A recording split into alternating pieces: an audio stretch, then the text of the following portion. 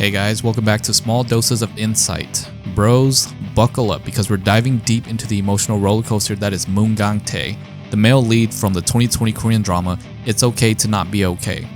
Yeah, we're gonna unpack all the layers of this dude, and let me tell you, he's not your average K-drama hero. Forget the rich CEOs or bad boy playboys. Gang Tae, this guy is next level complicated. He's the strong silent type with a heavy load of emotional baggage, but he carries it all like a champ. Or at least he tries to. So let's crack open this analysis and figure out why Moon Gang Tae is the way he is, why he's constantly caught between responsibility and desire, and how he grows into one of the most human, relatable characters in K-drama history. First things first, we gotta talk about where this guy comes from because let's be real, no one gets that level of emotional repression without some serious trauma. Gang Tae is the younger brother of Moon Sang-tae, who has autism spectrum disorder. Their childhood, straight up tragic. Their mom was murdered when they were kids, and Gang Tae basically got stuck in this never-ending cycle of being both a caretaker and protector for his older brother. The dude hasn't had a moment to breathe since he was like 10. From the get-go, Gang Tae is conditioned to believe that he has to sacrifice his own happiness and needs to take care of Sang-tae. His whole identity revolves around his brother, and his life has been one big grind of working hard jobs, moving from town to town, and keeping his emotions in check. Dude's got a whole steel wall built up, and he wears it like a second skin. What makes Gang Tae's situation more hardcore is how he doesn't let anyone help him. He's that classic, I gotta do it all by myself kind of guy. It's not just because he's stubborn, he genuinely believes that he has no other option. He's seen how society treats Sang-tae, and he knows that without him, his brother would struggle to survive in a world that's not exactly kind to people with disabilities. But here's the kicker. He's so focused on taking care of others that he's completely neglected himself. Think about it. When's the last time Gang Tae did something just for him? Spoiler alert, never. Every job he takes, every place they move to, everything revolves around his brother's needs. And because of this, Gang Tae's become emotionally constipated. He's bottled up his feelings for so long that he's practically numb to his own wants and desires. The other big thing to keep in mind about Gang Tae's character is that despite always being around people, he's incredibly isolated. He's not letting anyone in emotionally. Sure, he's got people in his life, his brother, his coworkers, but no one really knows what's going on inside this guy. And he prefers it that way. Gang Tae has convinced himself that being emotionally vulnerable is a weakness. He doesn't want to burden anyone with his problems because he's always been the guy who handles everyone else's problems. This makes him super hard to read. From the outside, Gang Tae looks calm and composed, always in control. But underneath, dude's a mess. He's scared, frustrated, and low-key angry at the world for putting him in this situation. He doesn't show it, though, because in his mind, showing emotions would make him less capable of protecting his brother.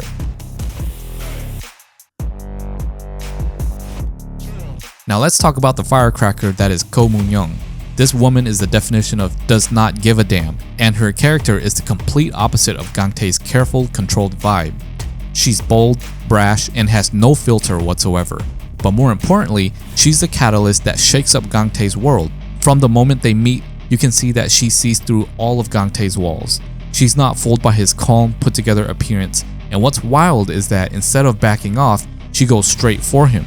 She calls him out, challenges him, and basically forces him to confront emotions he's been ignoring for years. Gang Tae is clearly drawn to Mun-yeong from the start, but he doesn't know what to do with that attraction. He's frustrated by her because she makes him feel things: anger, attraction, even vulnerability. And for someone like him who spent his whole life suppressing feelings, that's terrifying. What's even more interesting is how she becomes this mirror for Gang Tae. She's got her own emotional trauma, and like him, she's been living in survival mode for so long she doesn't know how to form healthy relationships.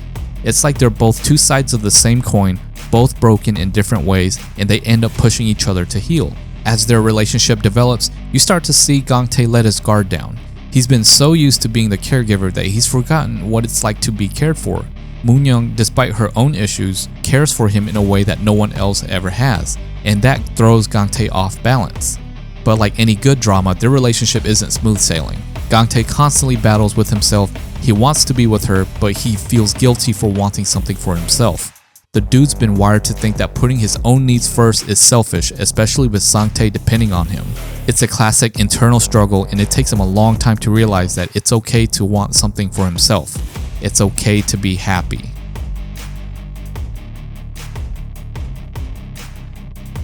Speaking of Sang Tae, let's dive into Gang Tae's relationship with his brother. If there's one relationship that defines Gang Tae, it's this one. For most of the drama, Gang Tae's entire existence is wrapped up in taking care of Sang Tae. He's more than just a brother. He's a parent, a protector, and sometimes a punching bag. Because Sang Tae has autism, Gang Tae's always had to look out for him. The relationship is complex because on one hand, Gang Tae genuinely loves his brother and would do anything for him, but on the other hand, that responsibility is a massive burden. There are moments where you can tell Gang Tae resents the fact that his life has been defined by his brother's needs. He never got to have a normal childhood, and even as an adult, he feels like his own desires have come second to Sang Tae's well-being. But here's the thing, Gang Tae never vocalizes that resentment. He just keeps it all inside. To him, admitting that he's tired or frustrated would feel like betraying his brother, so he puts on a brave face and keeps going even when he's clearly exhausted. One of the most powerful parts of Gang Tae's character arc is when he finally realizes that it's okay to set boundaries with Sang Tae. He doesn't have to sacrifice his entire life to make his brother happy. There's a moment where Gang Tae breaks down and admits that he's been living for Sang Tae for so long that he doesn't even know who he is without that role. It's raw, it's real, and it's a turning point in the relationship. By the end of the drama, Gang Tae and Sang Tae's relationship evolves. It's no longer about one brother taking care of the other. It's become a partnership. Sang Tae starts to step up in his own way, showing that he's more capable than Gang Tae ever gave him credit for. In Gang Tae, he finally starts to let go of the guilt and realizes that he's allowed to live his own life as well.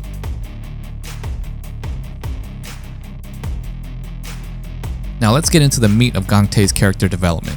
Like if you ever watched the show and yelled at the screen, "Just say how you feel, bro!" Well, that's Gang Tae for a good chunk of the series. Gang Tae starts off as the king of emotional repression.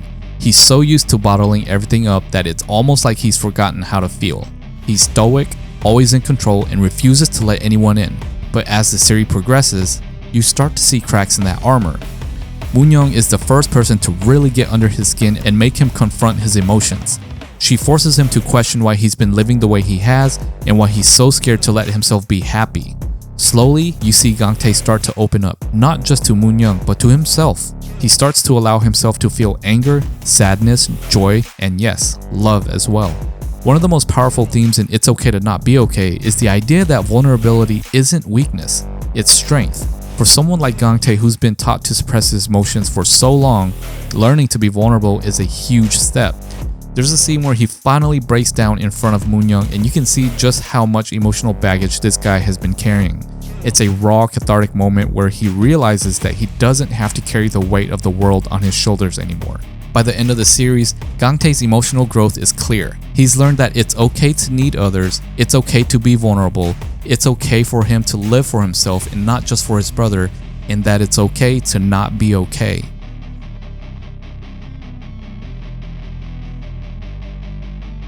Moon Gang Tae is one of those characters that sticks with you long after the credits roll.